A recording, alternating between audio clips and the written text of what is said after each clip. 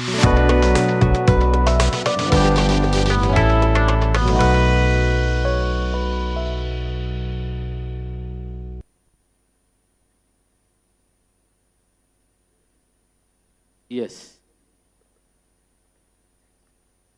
Now back to the session. We have been studying the church history from past, I think, 2 or 3 weeks. Now we are in the modern church history, that is in the first phase. In the modern history, we are in the first phase, that is called the Reformation time. Now we are going to the next part, that is in the year of 15, in the year of 1520, in the year of 1520, what the Martin Luther has did. Did you remember? In the year of 1517, October 31st, he hammered or nailed the 95 Theses to the church door. But what happened in the year of 1520? He wrote the 3 letters addressing to 3 different people. So the first one we have seen yesterday, addressed to nobility of German nation. Have you written? So in the first letter, whom he was been addressing means, he wrote a letter to the German emperor. This letter, the first one, he wrote this, and he was, in this first letter, he was addressing to the German nation, that is the German emperor. So what he was been telling means, he was telling that Pope is a head of the church, but he is not head of the nation. You're getting my point? Initially, we have seen when the Gregory has came and it's modified the systems, the Pope, who is the head of the church, now became the head of the nation or head of the government also. You're getting me? So he was been addressing to this emperor that if we say about Pope, Pope is the head of the church or he is a leader to the church. He is not the leader to the nation. He is not the leader to the nation. If he commits any sin, then you, the leader of the nation or the emperor, has to punish him. This was the letter he wrote to the German nation or to the German emperor. If he commits any sin, then you have to punish him. Because only he is the head of the church, not to the head of the nation. Next point. Yes, Babylonian captivity of church. The second point we have been discussing is the Babylonian captivity of the church. In the first, he addressing to the German nation, that is the emperor or the leaders. It means like he's been telling that we have to disqualify the power of the Pope. He was been telling to the first perspective. Now in the second letter, he was been telling or he was been addressing to the church. In the second, Babylonian captivity of church, he was been addressing to the church. Here he tells, Pope is like a Nebuchadnezzar. You know Nebuchadnezzar. So he was addressing to the church, Pope is like a Nebuchadnezzar and he is like a monarch to the church. Why it was written Babylon captivity means there was no freedom to the Christians and there is no freedom to the Bible also. It was being binded or it was being like just like arrested. So he was been telling Pope is like a Nebuchadnezzar and a monarch. Only Jesus Christ is the head of the church, not the Pope. And the last point he is telling to the church is only Jesus Christ is the head of the church, not the Pope.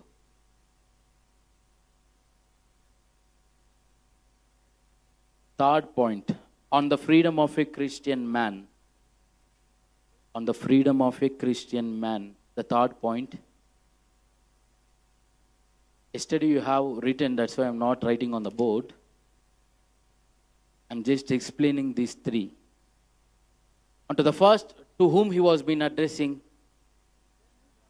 to the German nation and to the German leaders, that he is telling, Pope, if you see, he is the leader to the church, not to the nation. And the second point, Babylonian captivity of the church, he's telling Pope is like the Nebuchadnezzar and he's acting like a monarch. You know monarch, or just like dictators also. So he's acting like the dictators or the monarch. So only Jesus Christ is the head of the church, not the Pope. And he was writing this letter to the church. The third one, on the freedom of a Christian man. Here he is writing this letter to the Christians or to the believers. Christians or to the believers about the freedom. About the freedom.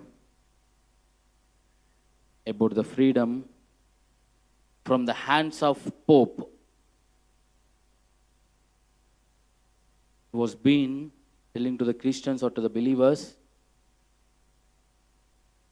about the freedom from the hands of Pope. And he wrote a sentence that the believers are not the slaves to the Pope. The believers are not the slaves to the Pope. The believers are not the slaves to the Pope. These three letters addressing to the leaders, addressing to the church, addressing to the believers. When these letters has reached to the Pope and to the Roman Catholics, now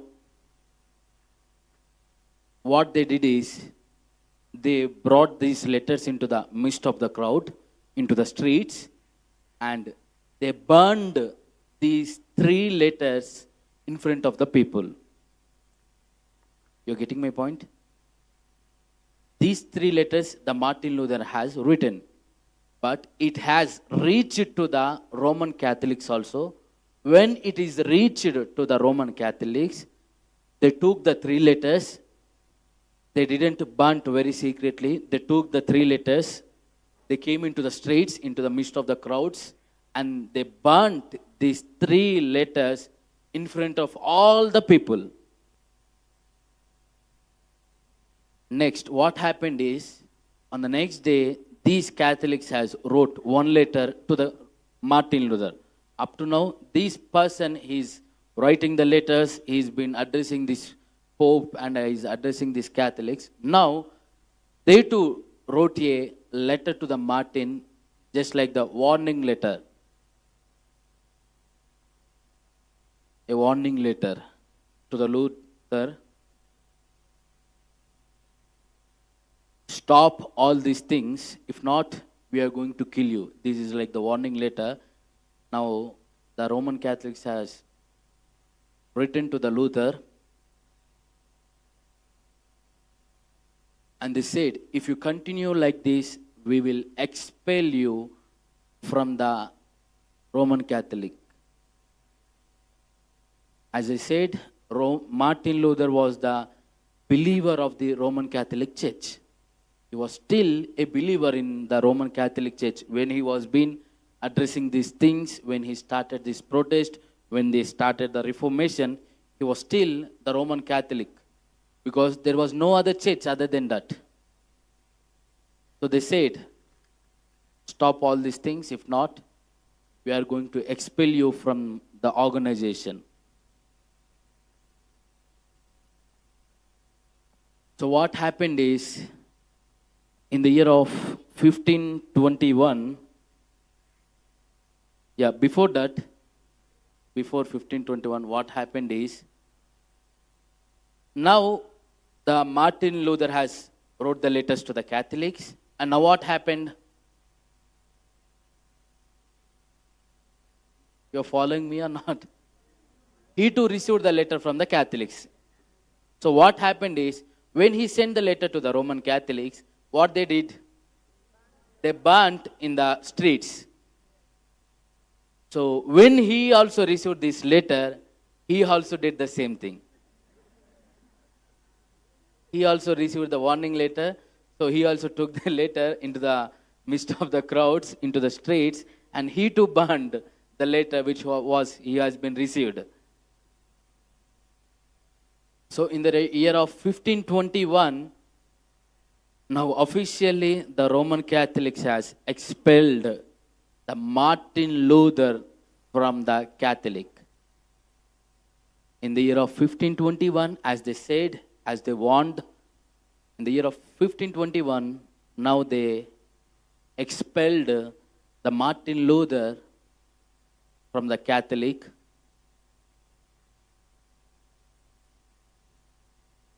And from the nation also. So in the 1521, he went from Germany to the France. He was being expelled or outcasted, we can say like outcasted also. So there were some people who are supporting the Luther. There are some people who are supporting the Luther. We have seen when he wrote the 95 Theses, there are some people who photocopied it with their own money. They wrote on the papers and they started distributing it. Did you remember it? So there are some people who are supporting this Luther. When he was being expelled from the nation and from the Catholic, still there are some people who are supporting them. So the Roman Catholic, what they did is, they expelled these people also. So these people also, those who are supporting to the Luther, they also went to the France.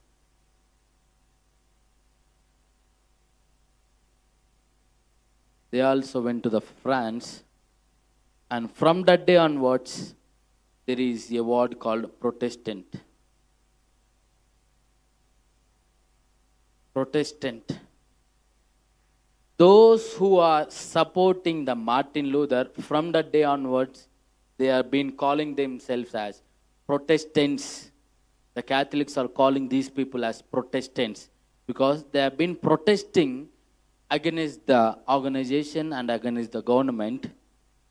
From that day onward, they have been calling the Protestants. Protestant is not a denomination. Many people will believe it is not the denomination. The people who are protested against the Roman Catholic beliefs are being called as Protestants. In Protestants, there are many groups. The people who are protesting against the beliefs of the Roman Catholic are being called as Protestants. It is not the denomination. The people, we can just say like this also, the people who are not from the Roman Catholic, all the people were called as Protestants. And in the year of 1522,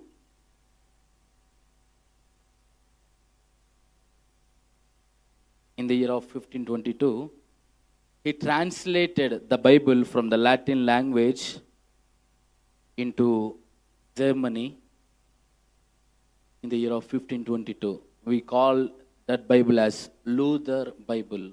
Luther Bible. You know that John Wycliffe also translated a Bible. We are calling it as Vulgate. Yes. As in the same way, the Martin Luther also translated the Bible from the Latin into the Germany, because many people also don't know the English, because the English was a second language to those people. So in order to know the truth, he translated the Bible from Latin to the Germany. We call it as Luther Bible.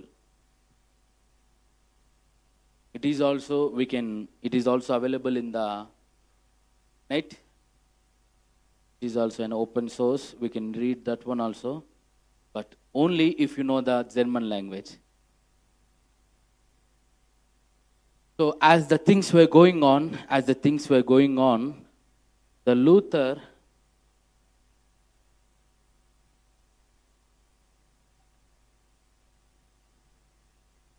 the people are being supporting the Luther. Many people are coming.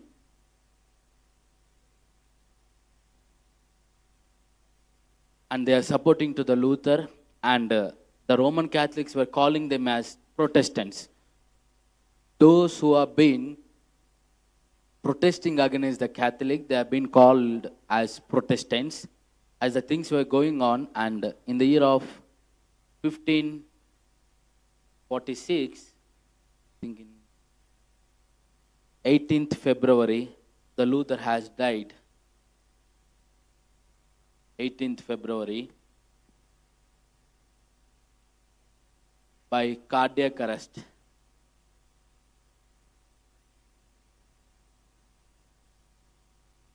In the year of 1546, he died with the cardiac arrest or cardiac infarct. So when he died,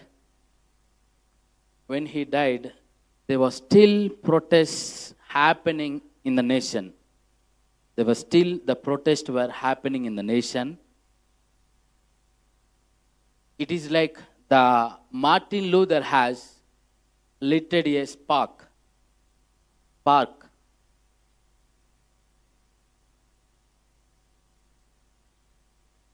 And it was been still burning. When he died also, there were still protests were happening around the nation, and the more people are coming into the Protestants group, they are supporting to the Luther, even though he was dead, they are still supporting him on his beliefs. So what happened is, as the things were going on, the people were being fighting. Now what happened is, after the death of the Luther, now initially it was a fight, just like the letters. He is sending the letters, they are sending the letters. He is sending the letters, they are sending the letters. When he sent the letter, they are burning them alive. When he received the letter, he too burning the letter. You are getting me? So this was the fight between the Luther and the Catholics. But when he died, what happened is, this protest had become into a war. The physical war. So the physical war was formed between the Protestants and between the Catholics. When he died, it modified or it been changed into the physical fight. Now there are no more letters. There is only fight. These people are fighting with them, and those people are fighting with these people. So as the things were going on, many people are being died due to these wars, and they came to one conclusion. In the year of 1555, the year of AD 1555, September 25th, what happened is, they made a peace agreement. They made a peace agreement. So what this agreement is about means, in which year the Luther has died? 1546. But they made a peace agreement in the year of 1555. For these years, that is like 9 years, there were being still the protests happening, wars are happening, many people are dying, many people are being wounded. So, and many people are coming and joining into the Protestant group, and even the prince of Germany, they also joined the Luther, and we call them as Luther princes. Lutheran princes. Prince of Germany, they also joined the Protestant group. You're getting me? So what is this peace agreement means? It is a agreement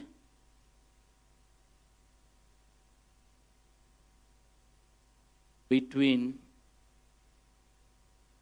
Roman Emperor Charles V. So what is about the peace of Augsburg means? It is an agreement between the Roman Emperor Charles V and between the Lutheran princes. Who are these Lutheran princes means? They are the heir of the empire, but they joined in the Protestant group. You are getting me? And they're calling the people Lutherans. Do you know Lutherans? Lutherans, yes. Those who are following the belief of the Luther, we call them as Lutherans. So these people also believed in the belief of the Luther. They also supporting with him, and the wars were going on, protests were going on.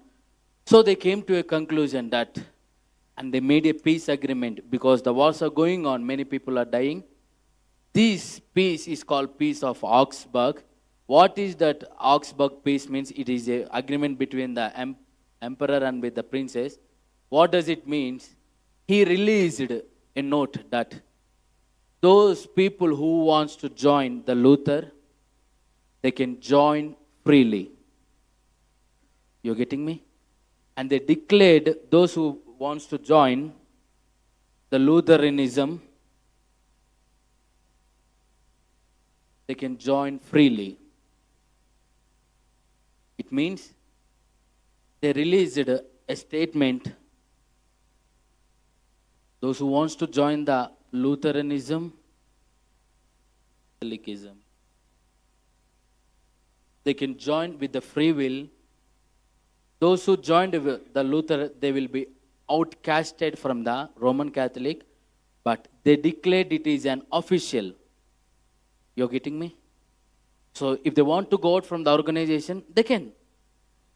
From the 1555 day, if any person wants to go out from the Roman Catholic and he wants to join the Lutheranism, he or she can join the Lutheranism with a free will. They announced it, and it is the foundation for the Protestant churches or for the Protestants. Now we got an agreement that it is official. If we want to join the Lutheranism, if we want to join another denomination, any other organization, it is very official. No one can touch us. Before that, if they want to join the other Lutheranisms or other churches, other denominations, they need to take the permission from the Pope. They need to take the permission from the Pope. Now, there is no need of permission from the Pope. If he or she willing to join other denomination, they can just walk out from the Catholic. So this was the agreement that we call the Peace of Augsburg. From that day, the protest has stopped because they got agreement. You're getting me? From the 1555, they got the agreement. They stopped the Protestant because they got what they want. They are looking for something and they got it.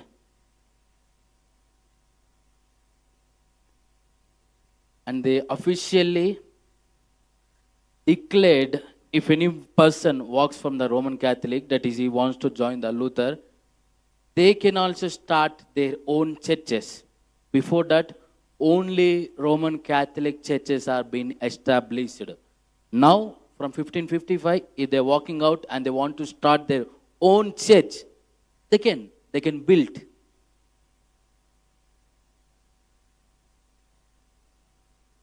You know, copyright. Before that, if they want to build a church, it is like a copyright. Because it is been under the hands of the Roman Catholics. There is no person can build the church. There are some beliefs and disbeliefs. He can believe something, they can believe something. But from the outside, if they want to build a church, it is not allowed. But from the 1555, if they want to go out from the Catholic and if they want to build a church, they can. It means just like they removed the copyright. You can assume like that also. So a group came out from that Roman Catholic and they formed a church called Lutheran Church. Those who are following the Luther beliefs, now they are called as Lutheranism. Those people who are following. So from that day onward, the church has established. Initially, it was not established by the Lutheran. You are getting me? Luther Church was not founded or established by Martin Luther. After his death, after getting the peace agreement, the peace of Augsburg, the people who supporting the Luther, they walk out from the Catholic and they started themselves a new church and they named it as Lutheran Church because they are following the Lutheran beliefs. What he was been telling, what he was been teaching, these people were following in his path. But the thing is, it is not founded or been established by him. You are getting me? So this is the origin of the Lutheran Church. I think there are many Lutheran churches all around the world. Even in India, even in our Telugu states also, there are so many. Many in Kenya also. So this is the origin. The church came out of it, but initially it was not founded or not been established by the Luther. So we will going to see some Lutheran beliefs as we have seen the beliefs of the Catholics. The first point they believe is Bible is the ultimate authority. I'm going to list out the good things from them and the bad things also. These are the good things, but we are going to discuss few more also. The Bible is the ultimate authority. There is no pope or there is no one that having the ultimate authority as the Bible. Praying to saints is idolatry. You know, the Catholics, they were been praying in the name of the saints. And they were been praying to the saints. They were been asking to the saints to please take their prayers to the Jesus. But they assumed praying to the saints is idolatry. Salvation comes from faith alone. This is the main point the Martin Luther believed. Justification by faith alone, not by the good deeds. And the fourth point, they rejected the papal authority. That is, they rejected the Pope's authority. Okay? So, these are the good things. There are one or two more good things, and we are going to see the few more things also.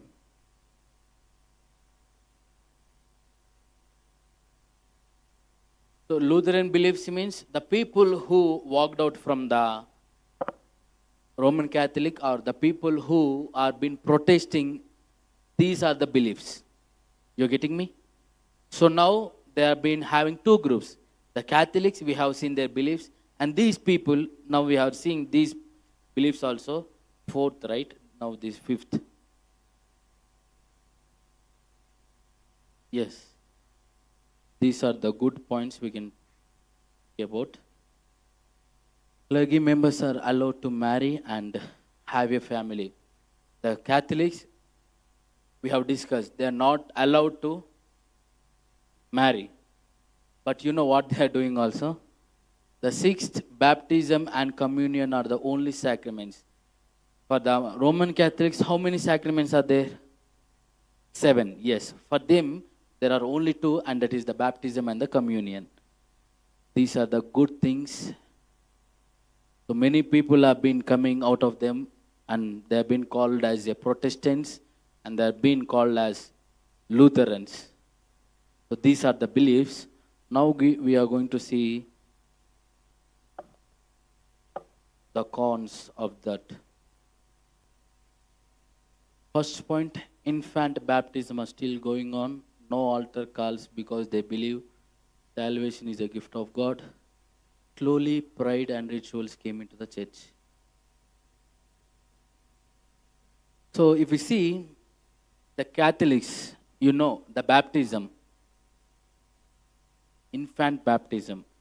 But this is the same thing here also happening. They are still allowing the infant baptism. Infant baptism is, they don't know what is good and right. They don't know what is good and right. How they will go through the repentance? You're getting my point? If they don't know what is good and right, how they could go know about the repentance? If they have committed anything and if they know that they have did the wrong thing, they will go through the repentance and they will go for the baptism. But no, here the still it is going on. The second point, there are no altar calls. You know altar calls we use in the crusades. But they don't use the altar calls because they believe the salvation comes from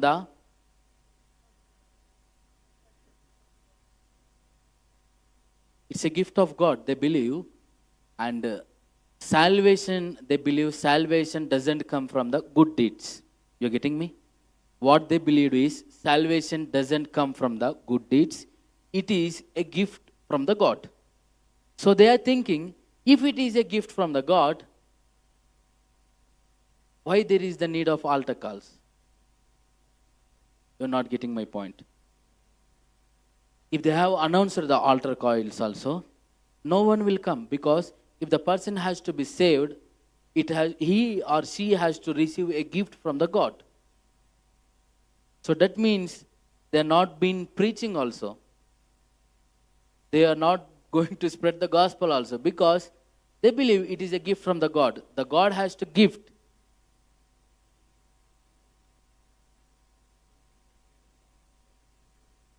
Yes, they don't preach. Still now also they are not having the crusades, or they are not having the gospel seminars, or they are not going into the crowd and they are been preaching about gospel, because they believe it is a gift from the God. If they are preaching also, only if the will of the God, if a person has been saved, means it is the will of the God. If it is a will of the God, there is no need of preaching also. They will come automatically. You're getting my point? So there are no altar calls and there is no preaching of gospel. There is only the system of the sermons that is in the church. That is also only for the believers. But what about the rest of the believers? They are not concerning. You're getting my point? And the third point, slowly, initially the Lutheran church was good. Initially in the year of 1521 and 1560, 1570, the church was good. It is good means it is a bit good when we comparing with the Roman Catholics. But what happened is, slowly, as the days are going on, as the years are going on, the pride came into the church and the rituals also came into the church. Why the pride came into the church means they believe we are the first Protestants and we are so righteous. You're getting me? We have been eradicated the idolatry. We are so righteous. And so that's how, if we observe the Lutheran church now and in the olden days, those are totally quite different. Now, I don't know about in Kenya, but in India, as like same the Roman Catholics, they are doing the rituals in the church. These Lutheran people also, they are doing the rituals in the church. Whether in Kenya, I don't know. They're still doing the rituals. Initially, they were no. But still, as the years were going on, the rituals and traditions again came into these Lutheran churches also. And initially, the pride, there was no pride. But now the pride also came. But if we observe this point, the second point, they're not preaching. They're not preaching the gospel. They're just preaching to the people who are being believed. Then what about the people who are not being saved? So those are the pros and cons of these Lutheran churches and the beliefs. So initially it was started in Germany. Later it spread into the all over nations. As the people from the other nations, they too got the news that some people came out of from the Roman Catholicism. They protested against and they got out from the church, it seems. And this news was being spread to other nations also. You're getting me? Initially, this Reformation was started only in Germany. And Germany was the first nation to protest against this Catholic. But when the Luther has died and when they started the Lutheran Church, the other nations also got the news that they are protested against their disbeliefs, it seems. They protested against the purgatory and about the Pope, it seems. They got the news all over the nations. Now what happened is the Luther has lit a spark and it was spreading to the other nations. Now it went to the Switzerland. It went into the Switzerland. In Switzerland, the Reformation was taken by Zwingli. Zwingli. He too started protest or Reformation in Switzerland. Why we are calling the Martin Luther as the father of the Reformation means he started, but later on it took into the nations by various persons. Like in the Switzerland, who started the Reformation means Zwingli. Yes, this Zwingli also, he got the news about the Reformation and he too started the Reformation in the Switzerland. When he died, this Reformation in the Switzerland was took over by John Calvin. Initially in the Switzerland, Zwingli has started, but when he died, this Reformation has been took by the other person. When he died, it been took by another person called John Calvin. John Calvin is the theology professor and the Bible scholar. He wrote many theology books. He too started the Reformation in the Switzerland, and now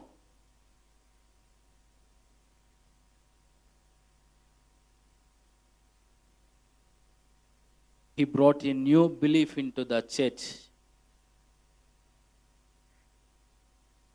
John Calvin has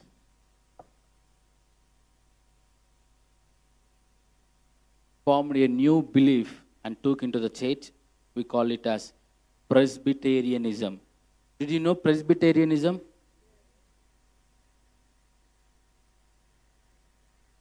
I thought to give the break, but you cannot.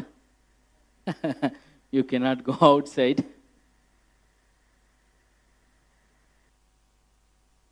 Presbyterianism. It is a form of church ruled by elders or presbyters. If the rain will subside, we will think about the break.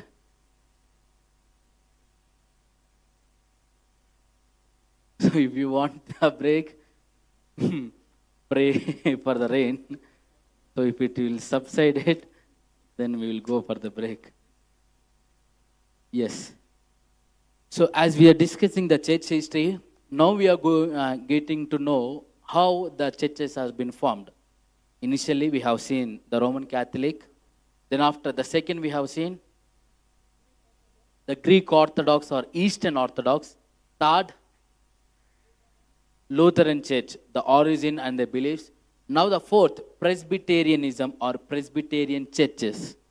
Presbyterian is also not like a single organization. Presbyterianism means a church which is being ruled by the elders or by the presbyters are called Presbyterian churches. You're getting me? Even if it is in the Lutheran, even if it is in the Baptist, even if it is any other church which has been ruled by the elders, not by the priest. You're getting my point? The priest will be there, but he is not having the authority or the power over the church. The elders on the church or the presbyters on the church, they are having the powers. So this is called Presbyterianism. This is how we got the Presbyterianism into the world. The John Calvin has introduced this Presbyterian into the church.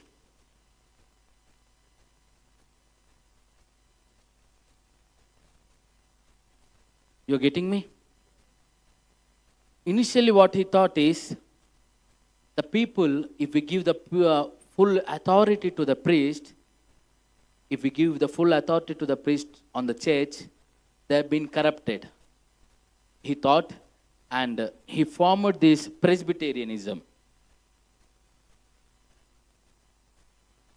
Yes, this is the Presbyterianism he introduced. This Presbyterianism varies to the churches. You're getting me? Some churches or some denominations, they follow some type of Presbyterianism, and other churches, they follow some type of Presbyterianism. But initially, the Calvin introduced the Presbyterianism. The initial Presbyterianism is the church need to appoint 12 leaders, and these 12 leaders will rule the church. Hierarchy. The system is the presbyters on the top, or the leaders on the top. Then after the priest. After the priest, there are administrators. After the administrators, there are overseers or caretakers. So this is the system he introduced. So why he did like this means, before that, there is only one person head to the church, that is the priest.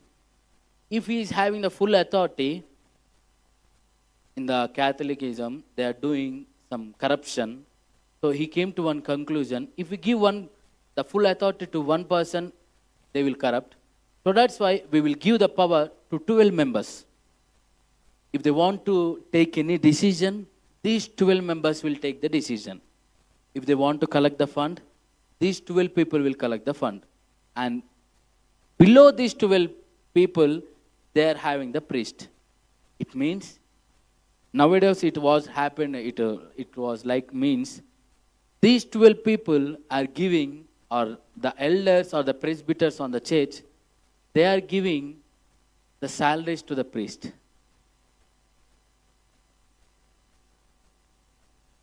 I will repeat again. Initially, he thought in a good way. If we give the authority to one single person, he will make some corruption. You're getting me? He will take the money, he will utilize for himself, and he will say, no, what happened to the money, I don't know. They will say something like false witnesses. So he thought, because on those days, this was the things happening. So as he was a theology professor, he came to one conclusion that he will give the power to the 12 members, that is to the elders. So if we give the power to the elders, if one person is corrupted, there is one more person who will rebuke him. You're getting me? So he thought, and he made this system. These hierarchies, there is on the top there are elders, and to the next there are priests, and then administrators, and then overseers. Now, what happening is, the thought of this Calvin was good initially on those days, because on those days it is totally filled with the corruption. Now it is, what happened is, now these presbyters or the elders, they are collecting the tithes from the people. They are collecting the tithes from the people. They are collecting the fund. Now they are giving the salary to the priest. You're not getting me. They are giving the salary. The priests are not allowed to take the tithes. If he wants to go to the hospital, he has to go and ask for these elders for the money. You're getting me? Yeah, I don't know in Kenya. In India, yes, many churches. Not only the single denomination, not only single organization, many organizations were following this thing. If the children of the priest wants to go to the school, he has to ask for the elders. If he wants the money for the medical care, he needs to ask the money from the elders. Now what is happening means, if the priest gives a sermon about repentance, and if he gives about the message or sermon about rebuking, then he's done. They will remove him and they will appoint one more priest. You are getting my point? Because the priest doesn't have the authority. He is working there for the salary, just like the job. So he cannot preach as he wants. He has to preach as for the sake of these elders, as for the sake of the church members. So that's how the prosperity gospel came into this world. You're getting my point? how the prosperity gospel came into the church means this is the thing behind it. Because if the priest was saying about repentance and about the judgment, and the next day, they will terminate him. Now he has to look for one more job. Yes. Is it going on in Kenya? Yes. This is the thing. But initially he thought in different way. He implemented this for the corruption, to eradicate the corruption, but it made the corruption. You're getting me? It made more corruption than before. Now the full power was in the hands of the people. Now they can do what they want. The priests are not able to collect the tithes. Assume, even for going for the medical care, asking the money to the elders, they will ask, why you want? To which hospital you are going? When you are gone, send me the receipt. Yes. Because he will ask for the medical care and he will use for the another purpose. They are thinking like that. You are getting me? So when he has gone to the doctor, he has to share the receipt. He has to show the medicines. Then he will get the money. These are the things going on. So if the priest was in that poor condition, how he can preach about the judgment? How he can preach about the repentance? Every day he has to preach about the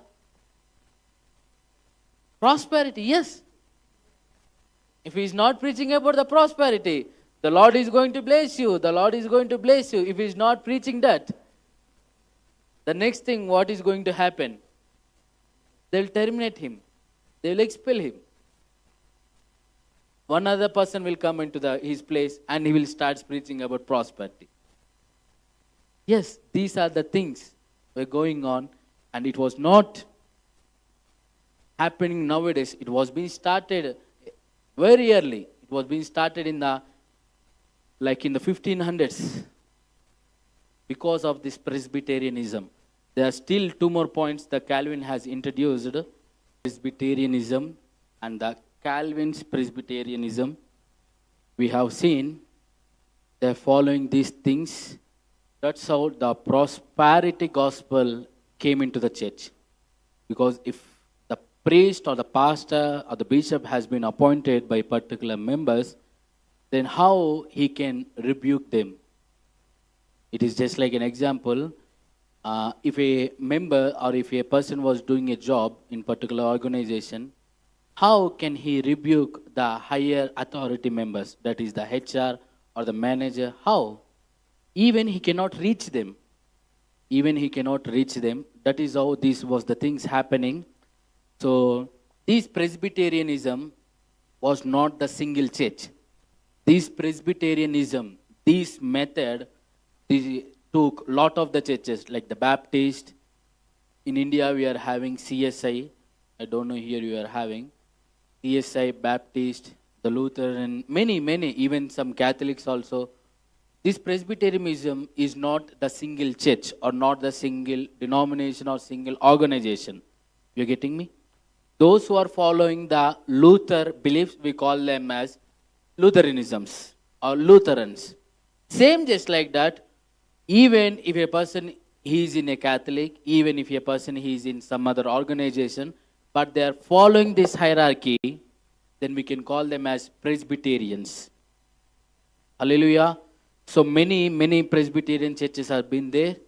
They have been managed by the elders. And sometimes what they do is they do the elections for appointing these 12 members. Elections. For the elections, same just like the political party, they will distribute the money to the church members. Yes. Because he will get the post of the treasurer. The treasury will in his hands. He will get the post of the treasurer. He can do anything if he been appointed. So for this job, he starts distributing the money. Yeah, vote for me. Vote for me. Vote for me. Yeah, we bribe them. How much you want? 500, 1,000, 5,000, 10,000? Because he knows he's going to get back those money again. You're getting me? This is just like the business. Investing, getting back. Investing, getting the profit. Same just like that, these things were happening. So many people have been asking the doubt. You have said that the church has been divided into two parts, that is the Eastern and Eastern and the Western, that is the Roman and the Eastern Orthodox or Greek Orthodox. But you are again mentioning about there is only one church, that is Roman Catholic. The thing is, why we have been discussing this means the Germany, which is on the map, you can see on the map. Can you zoom a bit? A bit more. A bit. Yes. So if you observe on the map, the left side, which is on the pink, it is the Western Empire or Western side, that is called the Roman Catholic. And to the Eastern side, they are having the Eastern Orthodox or Greek Orthodox. You are getting me? There is no single Eastern Orthodox church in the Western side. You are getting my point? So if you observe on the map, on the west, you are having the Italy or Rome. And Italy is very, very near to the Germany. It is like 1,000 kilometers to the Germany. So if the Italy is on the west, then Germany, to which side it will be? You're not getting my point. Italy is just like an up and to the left. Italy, even the Germany is even left to the Italy. If the Italy was in the Western Roman Empire side, then assume Germany in which part it will be? To the west or to the east? West. Germany is still west to the Italy. It is like 1,000 kilometers to the Italy. So that's why there is only one single church in the Germany, that is Roman Catholic. You are getting my point? There are Greek Orthodox churches, but not on the west side. They are on the eastern side, but only on the west side, that is on the east side, that is Macedonia, small part of Asian Minor, and Greek. Because in order to go into the Greek church, you know what language they are speaking. Greek. In order to go to the church, they need to know the language of Greek. If they are not knowing the language of Greek, how they can go and join? Because of those reasons, the Greek Orthodox churches are not so popular. Even though it was divided, but still, all over the world, majority of the churches are Roman Catholic still 1555. You're getting my point? And in the Germany, there is no Eastern Orthodox. There is no Greek Orthodox. Because Germany is the west side to the Roman Empire. You're getting my point? So somebody has asked me, that's why I'm clarifying it out. You can see on the map also, that was the thing. Even though after the division in 1054, 1054, they're still the Roman Catholic churches. So we have been discussing the Calvin Presbyterianism. Yeah, you can remove it, Maxwell, on the screen. Now we are going to see the third point. Yes, these are the Calvin Presbyterianisms, the principles.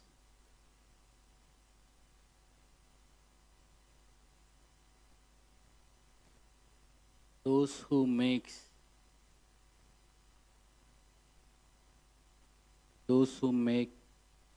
the mistakes, there is a gap here.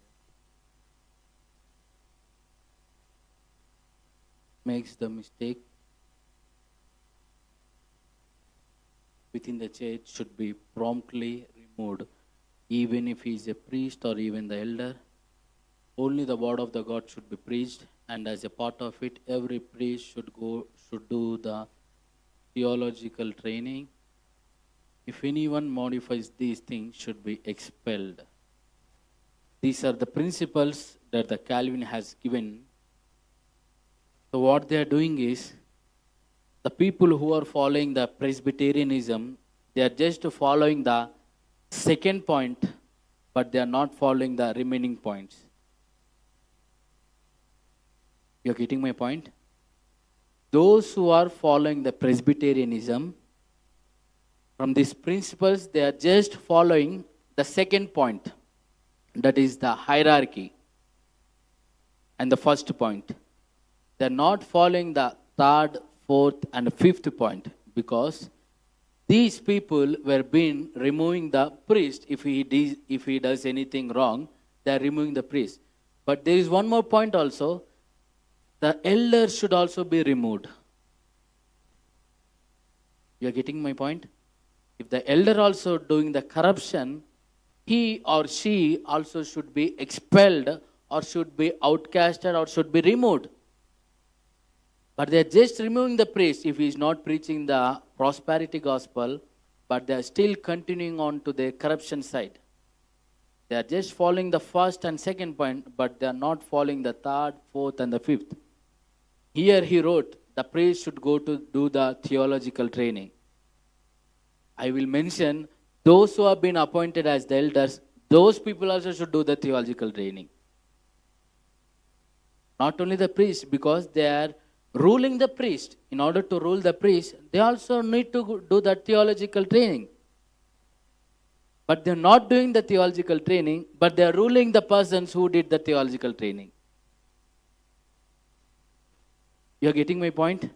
It is just like a person who didn't even pass at the primary is teaching to the person who was in the university, or who was the lecturer in the university. This is just like that. So these are the things. He taught on a very good manner, but it didn't implement it very well. It has been turned into another way or wrong path. And the Presbyterian has brought the prosperity gospel into the churches. So what is the thing behind the prosperity means the Presbyterianism? Yeah, can I rub this? Yes. As we discussed, these are the things, the Lutheran, the Calvin. We discussed about the Lutheran. They are not having the altar call, or they are not going into the midst of the crowds, and they are not preaching about the gospel, because they believe the salvation is the gift of the God. Yes, indeed, the salvation is the gift of the God. But who will receive the gifts? The people who are near to the God. You're getting my point? Can I gift some person who is in Nairobi? I can gift you because you are very near to me and in front of me. So if the people are not coming into the church, how they will receive the gift of salvation? If they are not coming into the front of the God, how they will receive the gift of salvation? You are getting my point? In order to receive the gift of the salvation, they need to have some small relationship with the God. They need to have something. They need to know who is the God, what the God did. Even though these things are not known and he is not coming into the church, he's been outside, he didn't even attending the crusades, even the sermon classes, seminars, how he can receive the gift? So these are the things we have seen. Yes, these are the principles that Calvin has introduced into the church. Not only that, he introduced many theological principles. As we are discussing, we are having 10 branches in theology. Did you remember all the 10 branches? Yes. Okay, I will say to the general overseer to give some assignment. So we are discussing the 10 branches of the theology. There is a theology part called soteriology, the theology of salvation. So this Calvin, what he did is, he wrote many theological books, and he mainly focused on the theology of salvation, that is soteriology. Soteriology, he focused many things.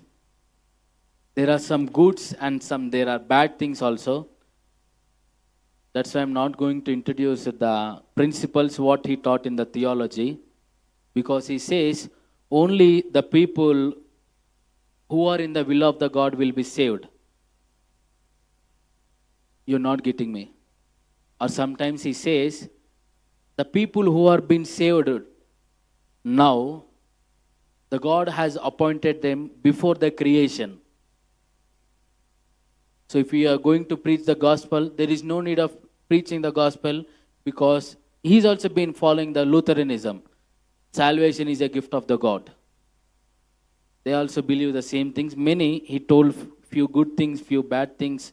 That's why we are not going into the deep, but we are going to the next topic.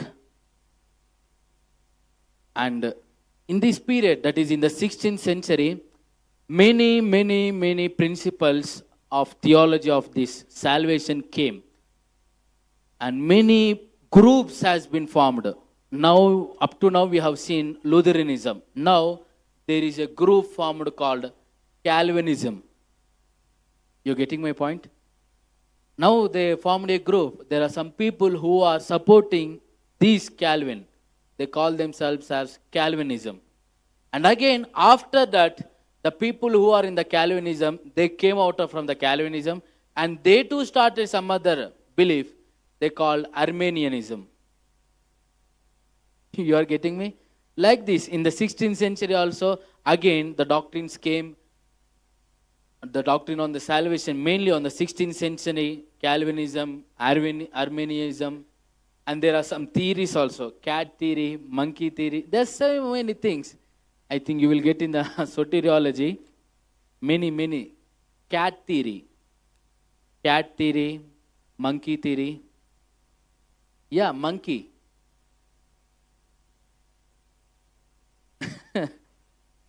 These are the theories based on the salvation. You're not getting me. Okay, I will explain. I will not go into the depth. What is the cat theory means? You know cat. Cat. C-A-T, cat. And the babies, kittens. So when the mother tries to catch the kitten, it will catch with the mouth. And the kitten, if she wants to run away from the mother also, she cannot run. You're getting my point? Because it was in the mouth of the mother. You're getting my point or not? The mother will catch the kitten with his mouth, and it will take to some particular destination. So in order to move the kitten, if she want to escape also, she cannot. Same just like that, what they are telling is, the people who are going into the heaven, the God is moving into the heaven. It is not the will of the persons, if they are committing the sins also, but the God can move into the heaven. So if they are trying to escape also, they cannot. And if the God is moving someone to the hell, they cannot escape. It is no need of doing the sin, and it is not worthy. If they are committing sin also, it is no problem. There are many things. That's why I am not going into the deep. This is called the cat theory. And the monkey, how the monkey catches its baby. And there is one more theory also, hen theory or chicken theory. Yes, many theories in the salvation, many theories in the soteriology, many things. So these was the discussions going on the 16th century. As on one side, the Presbyterianism is increasing, and to the other side, they were been discussing about the salvation. Mainly on the 16th century, the salvation is the mainly thing. Many groups has formed. So cat theory, we call them as those people who are supporting the Calvinism, and monkey theory are the people who are supporting the Arminianism. And there are some people who are supporting hen or chicken theory. They're just naming a you and me can also introduce one theory. The further generation, if they are further generation, they will also go to know. Like that. Those things are going on the 16th century. Yes, now we'll go to the next one. Yes. Now we will see the next topic, Anglican Church. Anglican Church. Do you know Anglican Church? Yes, the Anglican churches. How it is formed. So there was a king who was ruling the England, Henry VIII.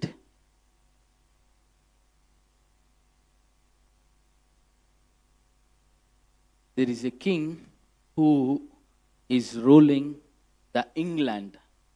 England. Yes. This man, this Henry VIII, he was ruling the England. So in those days, still there is the Roman Catholic. So what happened is, this Henry VIII is having a brother, a elder one. His elder brother was married a prince from the France. But what happened is, soon after his marriage, this brother of the Henry, the elder one, he died. You're getting me? You're not getting me. There is a emperor or the king from the England called Henry VIII. He is having a brother, the elder one. This elder brother was being married to the princess of the France. So, but what happened is, soon after the marriage, the Henry's brother died. So, this woman, she became like the widow. After seeing her, this Henry VIII married her. You're getting my point? Because she became a widow without having some proper support. So he thought to marry her, and he married her. When he married her, they too got the children. They got the children, but most of the children are died. Only a girl has remained. You're getting me? Many babies were born, like the male ones they born, but they died soon after their birth. Only one child remained, that is the girl. To this point. So on those days, the kings are allowed to read the Bible, or they are having the access to the Bible. When he was going through the Old Testament, that is the book of Leviticus, can we read that verse? The book of Leviticus, chapter 20, verse 21. Chapter 20, verse 21. The book of Leviticus, chapter 20, verse 21.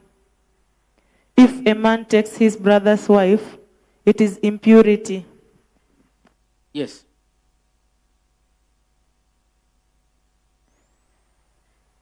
He has uncovered his brother's nakedness, they shall be childless. Yes. If a man shall take his brother's wife, it is an act of impurity. He has dishonored his brother, they will be childless. So this was the verse that Henry read. When he read this verse, now he got to know, is it the reason because of that I am not having a child? You are getting my point? Because he married his brother's wife. And the children who has been born, all of them died. Only the girl was remained. So he thought like that, and he went to the Pope. Why he went to the Pope means, in those days, popes are having the authority, as we discussed. These people were having the authority. This Henry wants to marry some other woman now. You are getting my point? He wants to leave the wife, the first wife, and he wants to marry the second wife or some other. In order to marry the second one, the first marriage has to be cancelled, or he needs to get the divorce. You're getting my point? So nowadays also, in order to go for the second, they need to have the divorce. Same just like that, in those days also, they need to have the divorce, or they need to cancel the first marriage. But who can cancel this marriage means only the Pope can. Because he became the head of the church, he became the head of the nation. He is having the authority to cancel the marriage. If he allows him to marry the second, he can marry. If not, he should not. So he went to the Pope and he was asking, I was being married to my brother's wife. That's why I'm not having the male children. Who will become higher of me if there is no male? he was asking to the Pope, but the Pope denied it. No, I cannot allow you to go to the second marriage. Again he went. Again he asked. And again he denied. Then after other day, again he went. He wrote again later. Again he denied. Like the days were going on, at the last, the Pope agreed to cancel the first marriage, that is, he given the divorce officially to the first wife. Now he can marry the second. You're getting me? What happened is, after receiving that statement from the Pope, he married the second wife. Now how many marriages has occurred? 2. Yes. So what happened is, even after having the second marriage, still there are no children. Still there are no children to this king, King Henry. Again he went to the Pope. Why he went to the Pope? You can think about it. Yes, he is childless and he will ask a request. He is going to the Pope again and he is asking the request. What the request may be? To cancel the second marriage so he can marry the third one. Again he went. He denied the first marriage itself and he denied the proposal of the second marriage. How he can agree to the third? Again he denied it. Again he went. Again he denied. Again he went. Again he denied. Like the things were going on, at last the Pope totally denied the request. So the Henry got angry on him. How you can deny the proposal? I am the king to this nation. How you can deny it? So what he thought is, only you are having the power? No, I am also having the power. And he came out of the Roman Catholic and he formed a church and he became the priest of it. He is the head of the church, that is Anglican Church. This is the history behind the Anglican Church. Why the Anglican Church separated from the Catholic means not for the beliefs. For the second marriage of the king, Henry VIII. Yes. There is no need of the brother's name. So he came out of the church. So he appointed someone as the priest. And he became the head of the church, not the Pope. And the church, the formed is called Anglican Church.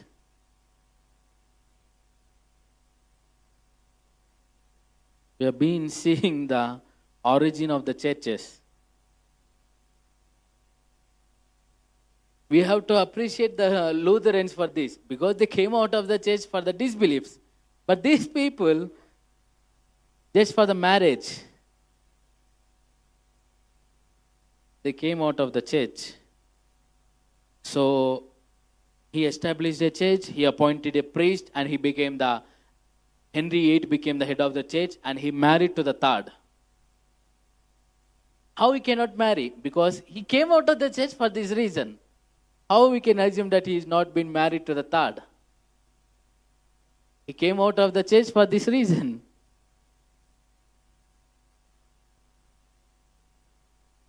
Yes, so this is how the Anglican Church came. Later, her daughter came and she combined this Anglican Church to the Roman Catholic beliefs. So if we see the Roman Catholics and the Anglican churches, there are only small differences, but majorly same. Why it became the same means, after the Henry VIII death, his child, the first one, did you remember? The first child, the girl, she came and she introduced this Anglican church to the Roman. It means she combined, but later on again it separated, but the beliefs of the Anglican church is same to the Roman Catholics. What they are following, these people also, they are also following the same. Most 80 to 90%, they follow the same.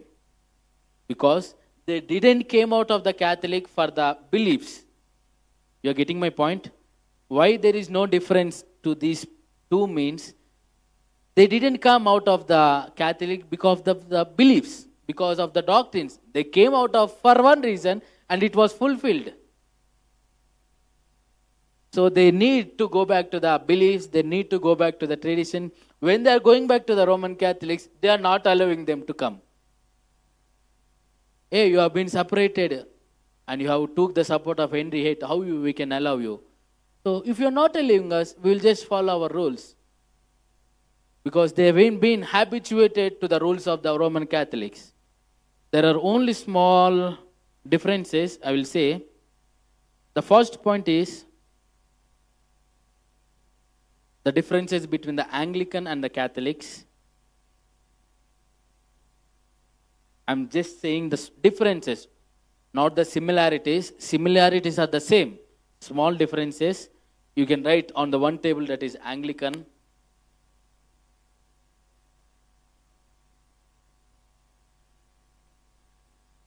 Luther churches, from which nation it has been originated?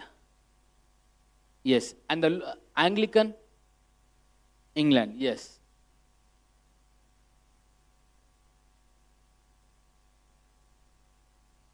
Yes, Anglican and Catholic. In Anglican, both women and men can become priests. Have you seen? In Anglican churches, both women and men can become the priest. But in the Catholics, only men are allowed to become the priest. This is the small differences.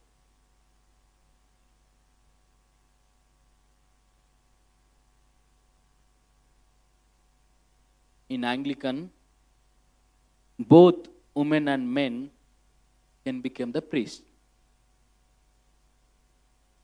In Catholic, only men are allowed to become the priest. In Anglican Church, only two sacraments, baptism and Holy Communion.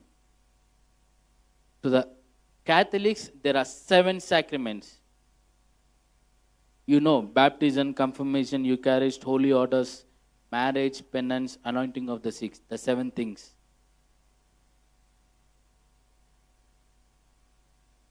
This is third point, right? The fourth.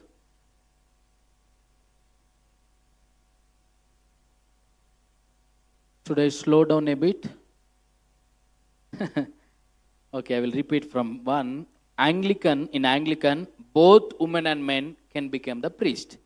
But to the Catholic, only men are allowed to become the priest.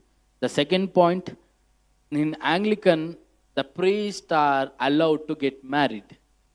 Priests are allowed to get married.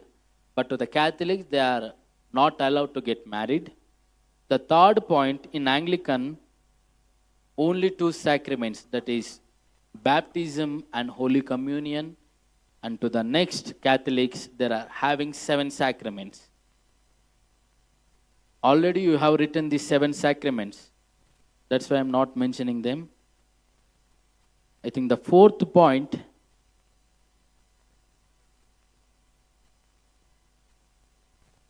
there is no central hierarchy.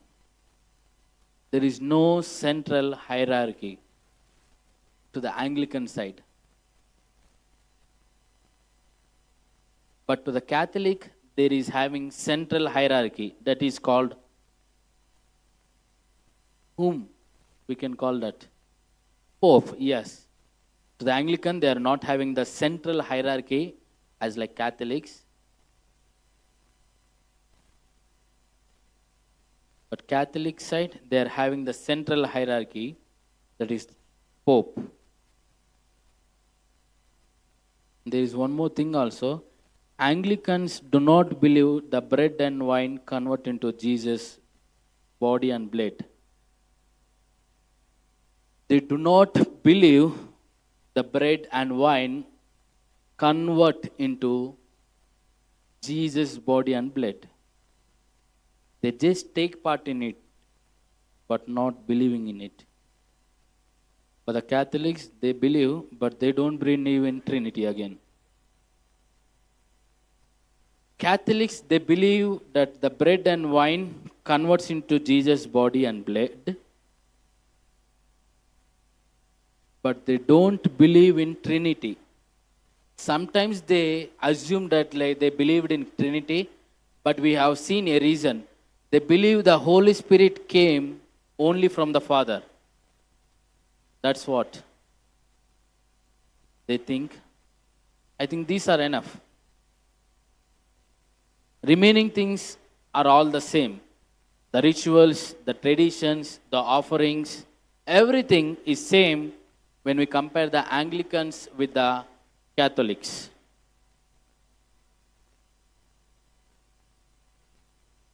The Romans, they believe the bread and wine converts into Jesus, but they don't believe in Trinity sometimes. Sometimes we can see they are believing, but sometimes they are not. Yeah, if we see today what are the three populated denominations means, the first one is Roman Catholic, the next one is the Eastern or Greek Orthodox, the third one is Anglican. These are the top three populated denominations in the Christianity, but these are just like the Gentiles. Their beliefs.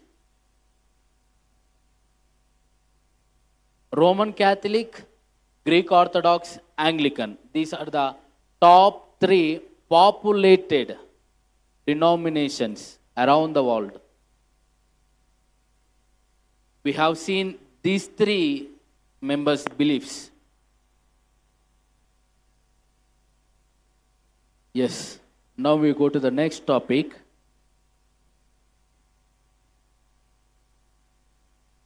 Yes, these are the three categories that we are having in the world. Episcopal, Presbyterian. We can write Presbyterian. Yes, Presbyterian churches, congregational churches.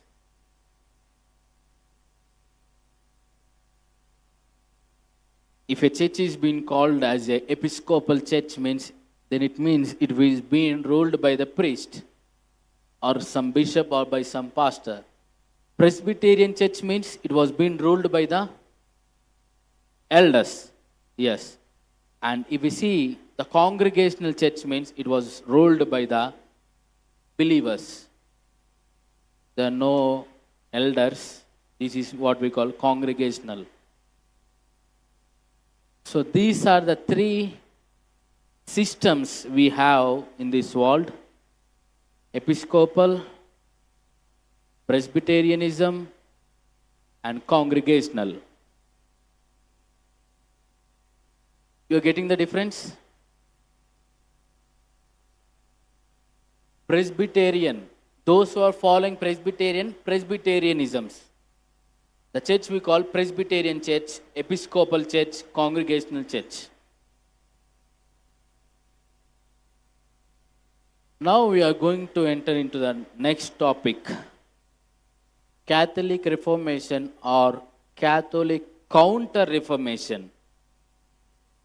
For this, there is a council which was started in the year of 1545 and the council ended in AD 1648. The council or the Reformation. In which year the Reformation has started?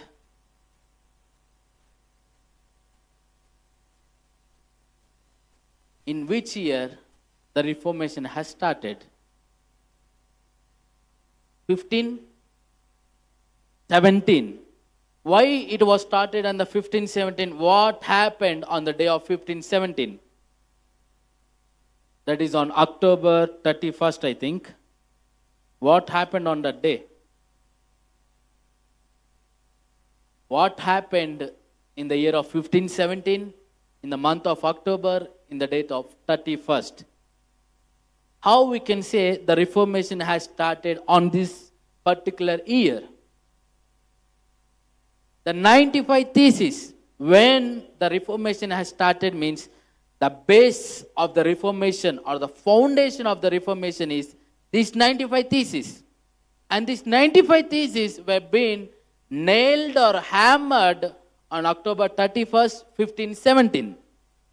You're getting me? So it was the starting point of the Reformation. Before that, they were having the protest. But when it became into the Reformation means, when these 95 theses went into the public, when the public are reading these 95 theses, when they are being turned against the Roman Catholic, that is on 1517, the Reformation has started. As the days are going on, we have seen Lutheran Church came out of the Roman Catholic, and then we have seen the Anglican Church came out of that. Before that, in the 1054, Greek Orthodox came out of it. You're getting me? As every nation is coming out from the Roman Catholic, every nation, every community is coming out of the church. Now, these people, the Catholics also, they formed a council. You're getting my point? Because the churches are going out of the Catholic. Now, they need to do some counter measure. They need to do some counter measure. So they formed a council that was happened in 1545 and ended in 1648. What was this council is about means how we have to stop this Reformation. You're getting me? How we can stop the Reformation. They were been discussing with the bishops, they were been discussing with the Pope, they were been discussing with the very good people and those who are being very highly intellectual people, they have been discussing, and they came to one conclusion that they cannot stop the Reformation. Because it was not happening in a single state. It started in Germany, but lit or burned in the Switzerland, then after France, then after England. Every nation, this has been spreading up. If it was been happening in a small state, they can stop it. But if it is spreading to the other many nations, and they came to one conclusion, they cannot stop the Reformation. You're getting my point? So what they did is, they came to conclusion they cannot stop the Reformation, and they thought and they created the countermeasure that is we called the Catholic countermeasure or the Catholic counter-reformation. What is it means? This Luther has started the Reformation and it spread to the nations. We cannot stop the Reformation. If you are not stopping the Reformation, why can't we create one more Reformation? You are getting my point? They came to conclusion that they cannot stop the Reformation. So when they have understood that if you are not stopping the Reformation, we will start a new Reformation. That is called Catholic Reformation or Catholic Counter-Reformation. What is the Catholic Counter-Reformation means? Why, even after the Reformation, why we are seeing the Catholics all over the world means? This is the reason. If they have not formed this Catholic Reformation, or if they are not counter-measured it, if they are not started the Catholic Counter-Reformation, the Catholic churches would have been lost very early. But why we are still seeing these Catholic churches, not only in the single state, not only in the single nation, all over the world, why we are seeing these many, even after the Reformation? You are getting me? Because after the Reformation, every church is coming out of it. So how they are still Catholics? How they are still standing? Means this is the thing what they did. You're getting my point? If they are not did this thing in the history, they have not did this thing in the history, they would have been vanished the 15th or 16th century itself. Total Catholicism will be vanished in the 16th century. So what is the Catholic counter-reformation or reformation? We will see tomorrow.